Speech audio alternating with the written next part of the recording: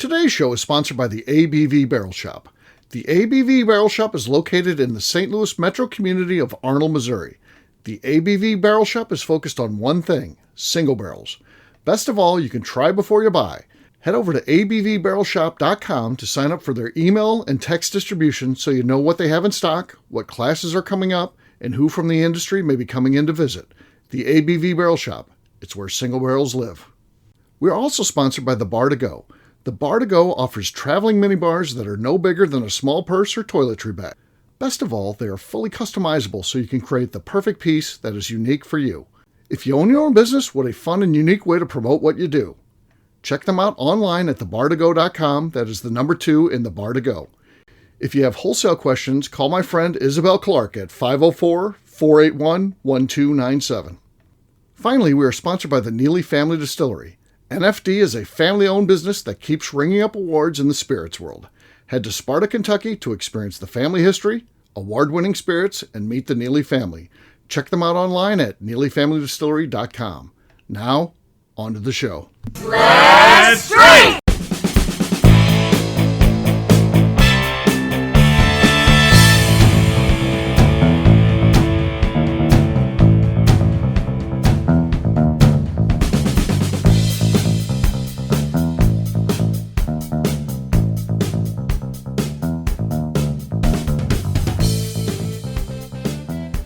Welcome to the Bourbon Daily, the podcast about everything bourbon delivered to you every day of the week. Today on the show, we discuss a strange Bourbon Daily phenomenon, why people like two types of shows we do. My name is Justine Mays. Please join me in welcoming my co-host, Steve Akeley, along with our special guest, Kathy Cool. Hey, gang, what's up? Just me. Hello. Yeah, this is a new format we're trying. Only 3 people. It's a new thing. It's a cost savings measure. We just couldn't get 2 other people to join us, so it's like, we're going to be doing this with 3. So. A lot of pressure to come up with small talks. Right. Oh, yeah. That's very stressful for sure. So, so we've only got 3 people. Kathy had to do all the research. She said she didn't feel prepared. I am totally not prepared. We'll see how it goes. But we're going to have some fun today talking about the 2 types of shows that are the most popular. We'll get to that after the break. For right now, Kathy said there's something she want to talk about. What is that? I want to talk about, so actually, Steve, you and I talked about this. Mm-hmm. I was visiting the shop and we were talking about like home remedies. Okay. And the cherry juice. Oh, yeah, I'm on the cherry juice now. So anybody listening to this, if you're young, you can tune out because I would have thought this is ridiculous and not do anything. But when you get to a certain age, I'm on the wrong side of 50. I'm on the wrong side of 55.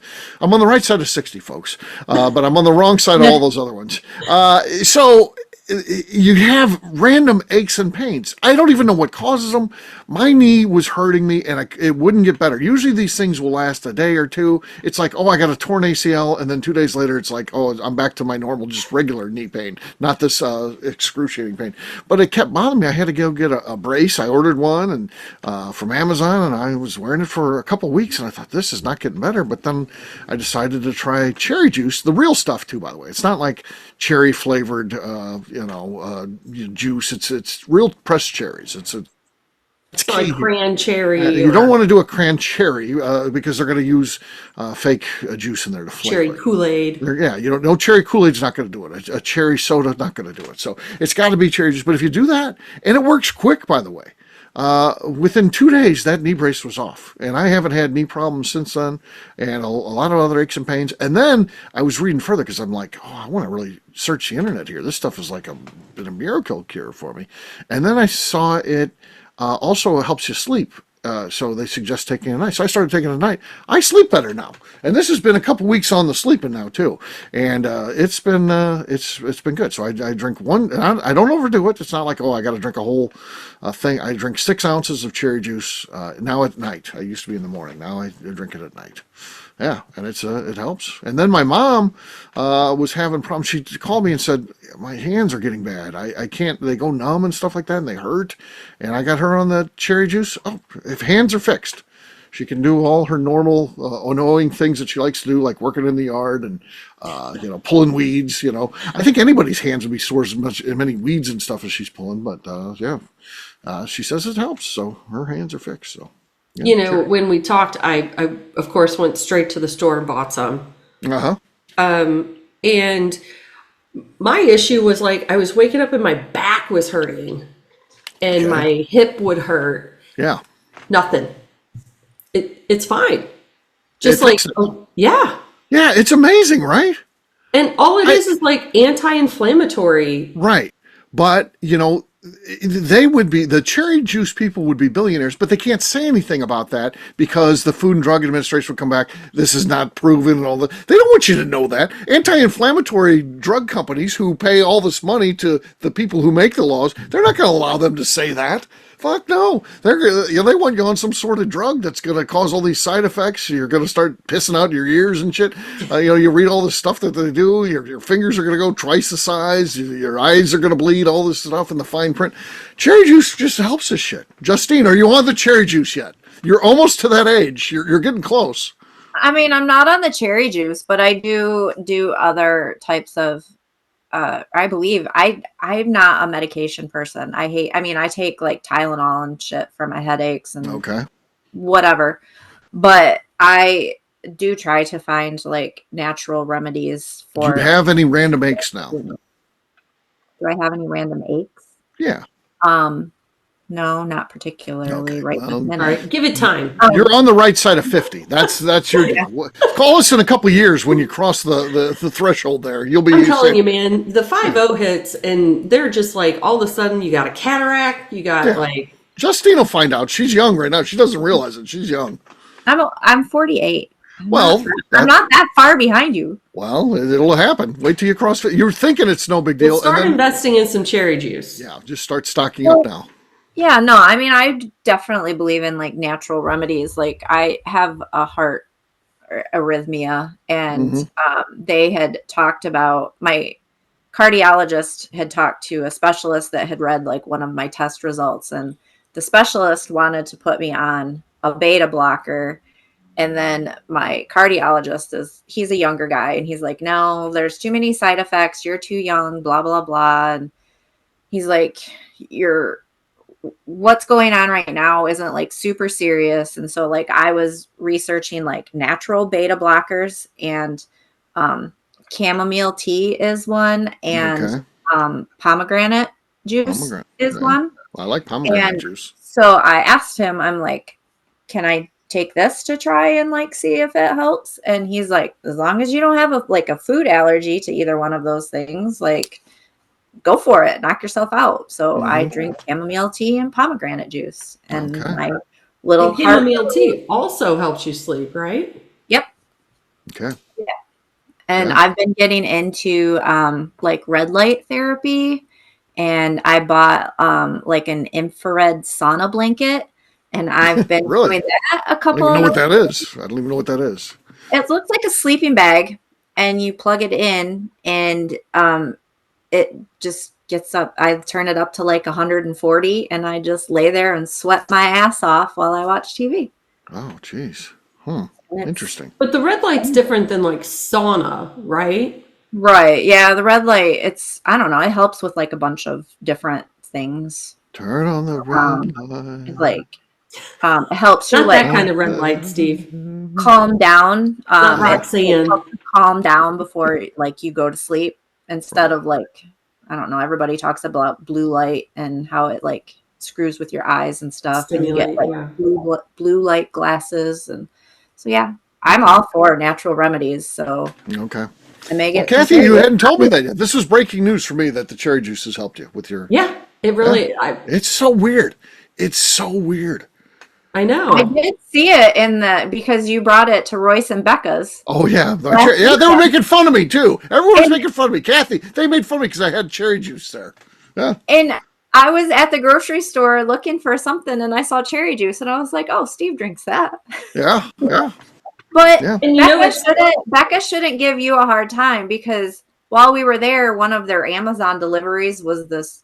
I think it was called like Dose or something, and it was just like I don't know, some type of concoction. It had like turmeric and I don't know what the hell else. And she was like taking shots of that. So Yeah, she didn't give you shit about cherry juice. exactly. Yeah. I'm trying to better myself. I'm trying to be able to actually walk. That's a good thing. So, yeah, well. Yeah, so that's exciting. So Yeah. I'm telling you, audience, if you're listening, I don't have a cherry juice deal, nothing like that. There's no money coming in from that, but I'm just telling you, it works. And if you have just a general, it's not going to, fix a torn ACL. If you got that, go to the doctor. But if you just have aches and pains, try the cherry juice and just try one bottle. I'm telling you, a couple days. Kathy, how long till your back and hips quit bothering? It was probably 3 or 4 days. Yeah, it doesn't take long. It's not like, you're going to be on this for 6 months. You're going to notice some baby steps after 6 months, and then about a year it'll be it's like the first bottle you'll be fixed, and then if it doesn't, then try it. Doesn't work. It's a natural anti-inflammatory. Yeah, well, that's great. That's great. So, yeah, good stuff. All right. On that note, it's time to medicate ourselves. Everyone drinking. Let's start with Kathy. She looks ready to go. I am. I'm not drinking cherry juice. I'm drinking 10th Mountain's American Single Malt. Okay. Okay, that was solid. I would say that is probably good enough to win, but you never know. It did leave the door slightly open. It wasn't perfection by any means or anything, so we'll see what happens. Justine's next. I just grabbed a bunch of bottles. So I'm not.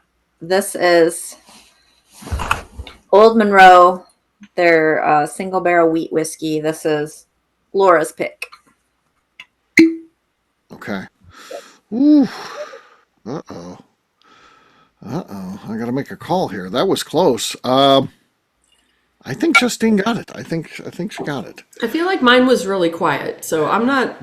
Yeah. So Justine has the lead. I think she's going to win here. I got Bourbon Deluxe. This bottle is well loved. It's past the halfway point. So let's see what we got here. Maybe I'll get lucky. Let's see. Well, I mean, someone did bump their microphone, but it still feels like they probably should have won anyway. There was an attempt to cheat there, I feel, but they still win. Justine wins. That's you, Justine. He's blaming you for sabotage. She did. I felt like I could have won, but I didn't. Yours was squeak. Mm-hmm. Cheers. All right, we'll take a quick break, and then when we come back, we're going to talk about the 2 favorite types of episodes when it comes to the Bourbon Daily. By the way, today is neither of the 2, so we'll do that in just a few.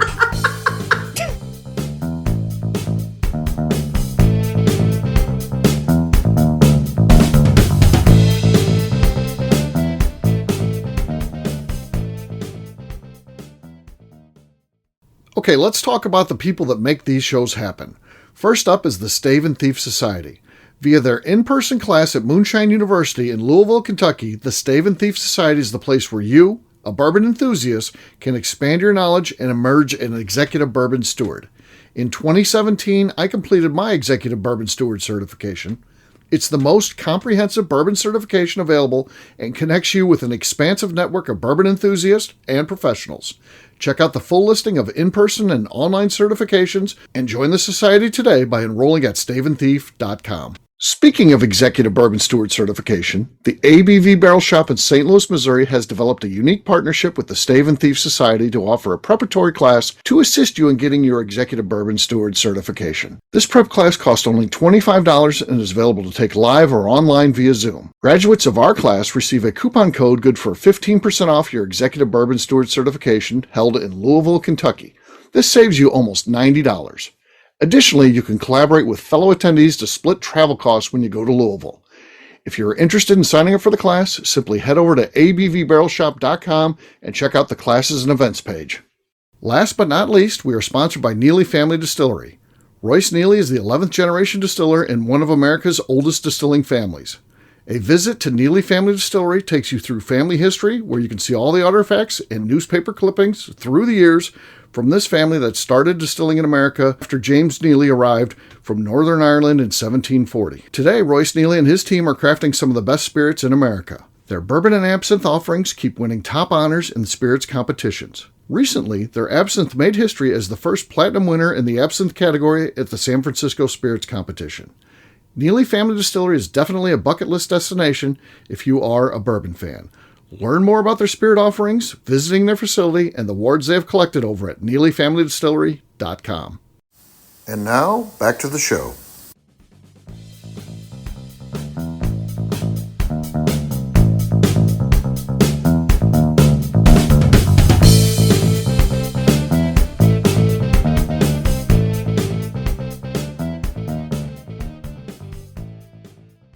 All right, on that note, guess what, gang? It's time to drink. What is everyone drinking? Let's start with our in-house billionaire here, Ryan Thompson. Ryan, what do you got there, man? Oh, boy. Well, might as well come out of the gate with a little Leopold's Dickel 3-chamber. Oh, nice. Oh, Nice. lovely one tonight here. Sunday evening, might as well. Okay. Audible. By the way, Brian, that was your best cork pop ever. Thank you. I appreciate that. Usually we don't hear anything from you. That was decent. We need to It quite silent. But Yeah, we'll see what happens. That could win this thing. Ryan has the lead. wow, that's something. This is something. Yeah. All right, Tim, you're next. All right, I'm going to go with a Boxing Bear as well. This is Boxing Bear. So it's the reading chair. I think it's that's second, like- number 2. Yeah, I think that's number 2. Yeah, because Yes, it's number Grandma's 2. first. Yeah. Channeling the legend as well on here with my Okay. FALS wristband. Slide on the set.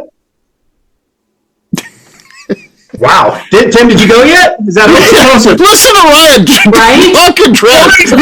Here's his first ever audible cork pop. There was nothing on my side as well. So, Ryan, yes. Right. So what was better, Ryan's cork pop or his trash talk on his first ever audible cork pop? This is Steve Akeley, and you're listening to the Bourbon Daily on the ABV Network.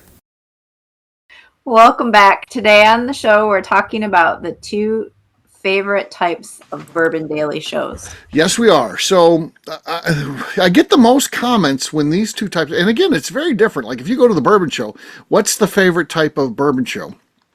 It is Interviews. It's the interviews. It's when you get someone really interesting and is, really opens up and, whatever it is, or they're just really cool, that's the ones you hear about. That's the ones I get feedback on. The Bourbon Daily is different. We interview people on here from time to time. We talk to people from the industry, but what I hear about are the following 2. The first one, drunken shenanigans. When people get out of control on the show.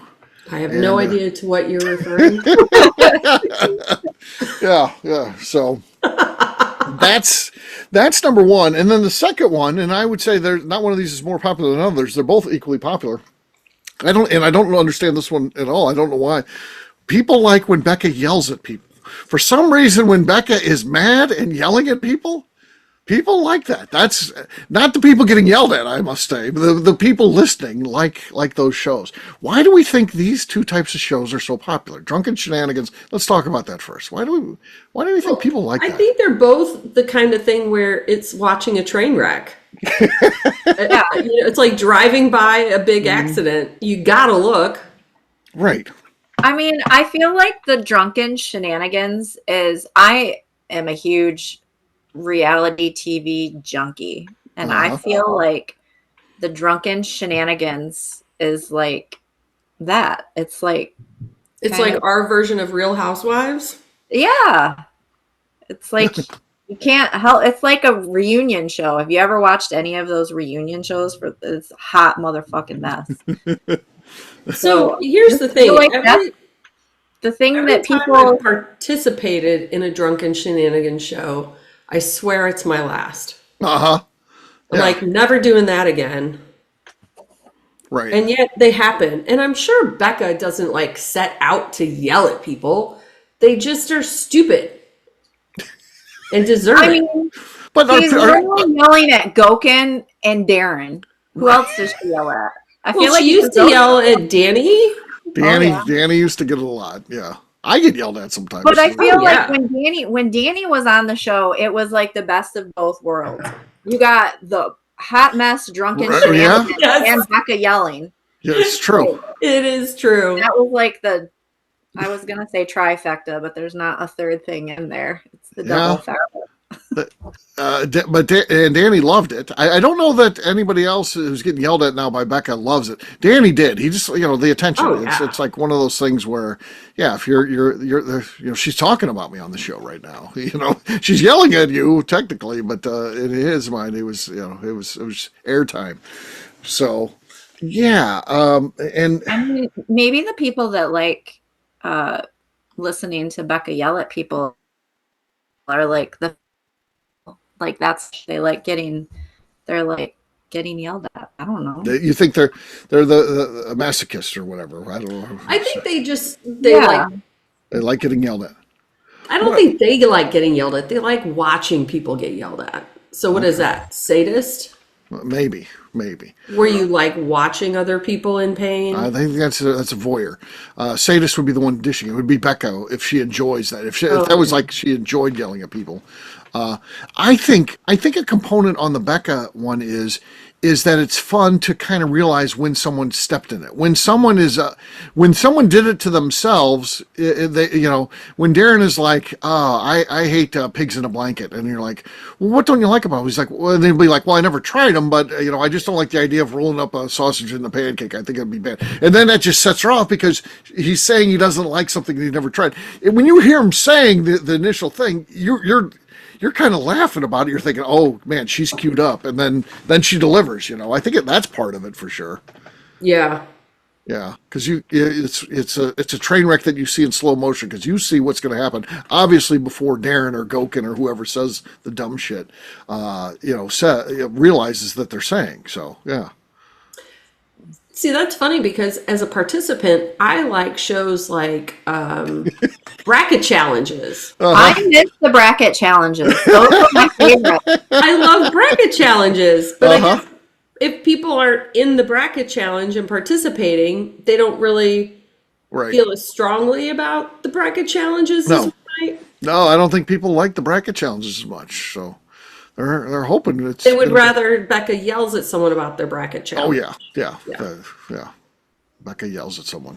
So yeah, you could do a bracket challenge, and then Becca can yell at them and tell them why their choice in the bracket challenge was stupid.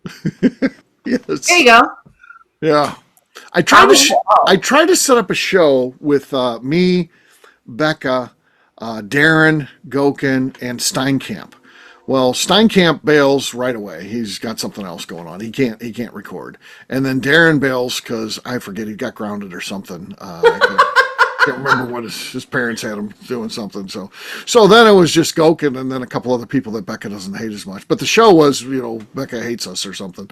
And it just didn't work quite as well. And then the funny thing was then Steinkamp was like, oh, Becca loves me. And I'm like, no. This is exactly why she hates you. You don't even have the ability to detect when she's not liking you. So that's the problem with Becca. You got to know not to step on these things. And yeah, he doesn't have that. He's like, oh, she's a big fan of mine. No. But see, Becca will tell you she won't yell at you unless she likes you.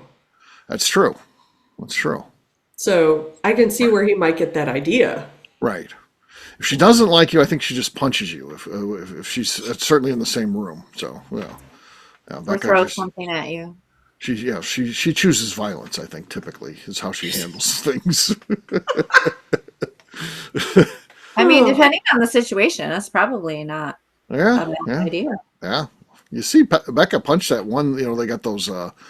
It's like an arcade game where you punch the bag, and she laid that thing out when she did it. Yeah. So, I don't want to be on her bad side. No. Ever. I try and stay on her good side as much as possible. Right. But the drunken shenanigans, those, like, sometimes it depends on the crew.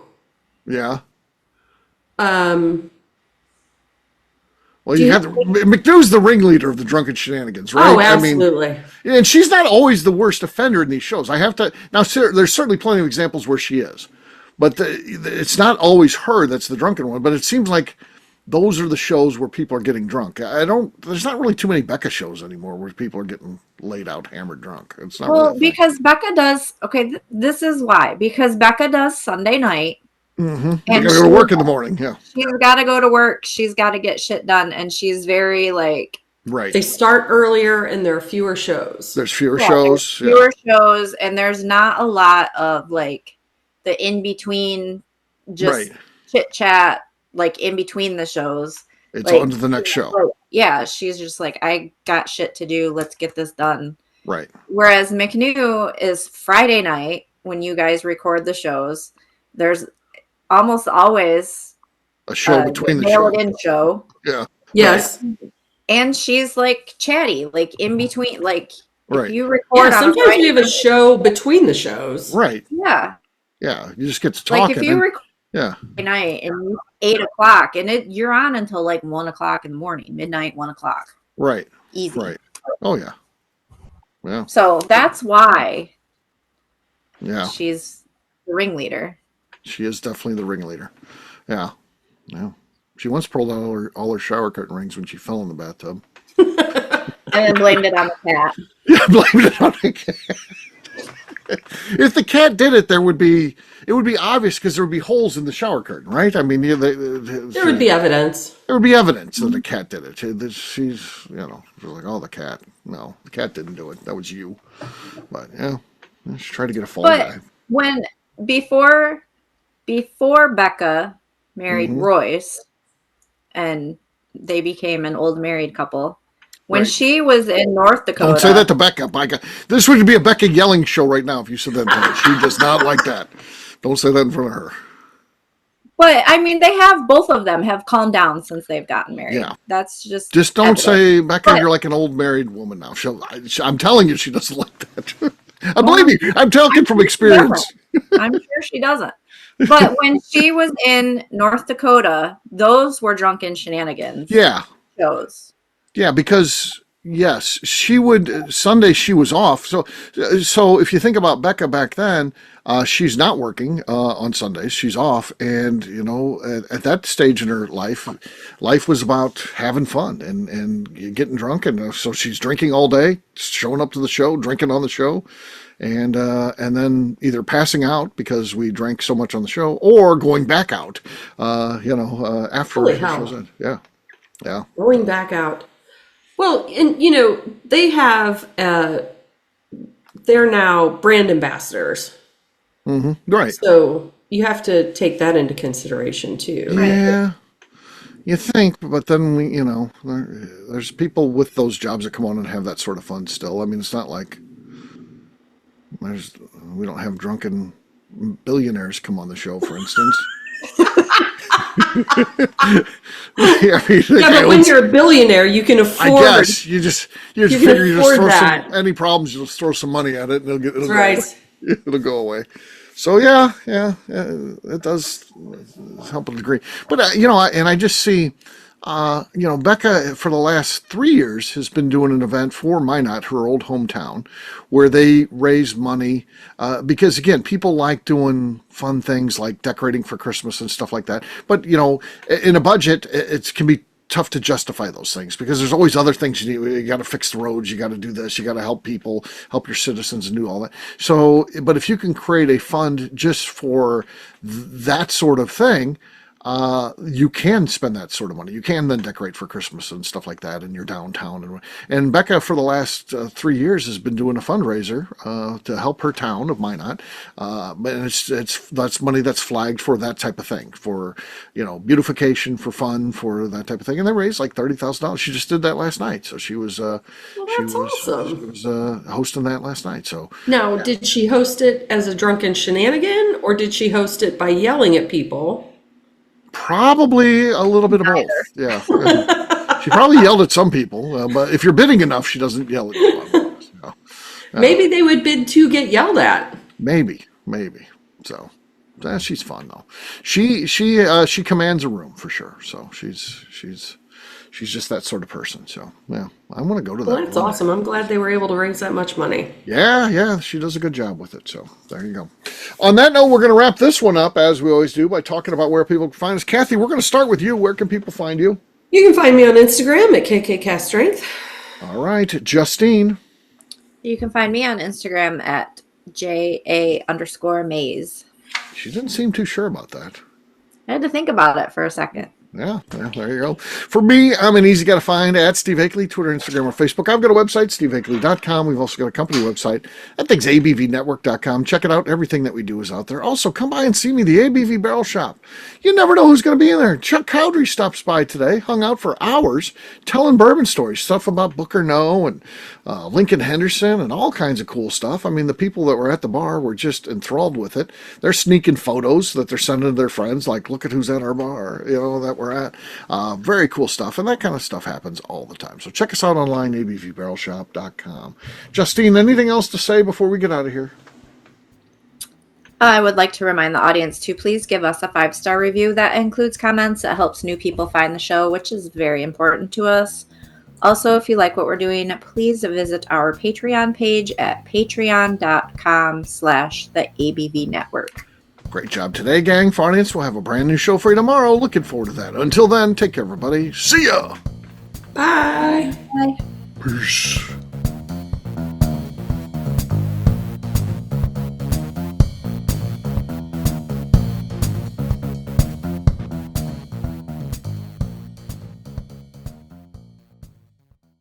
Before we let you go, let's talk about one last thing. The ABV Barrel Shop in the St. Louis community of Arnold, Missouri. The ABV Barrel Shop is focused on a couple of things. First of all, single barrels.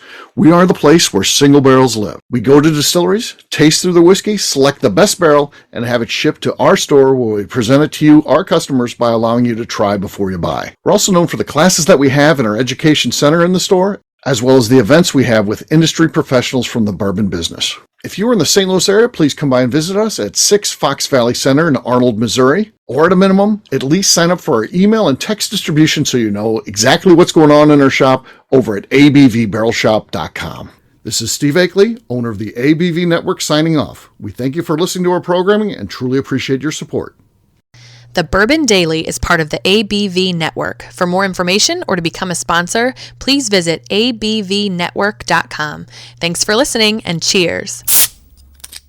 This has been a Steve Akeley production.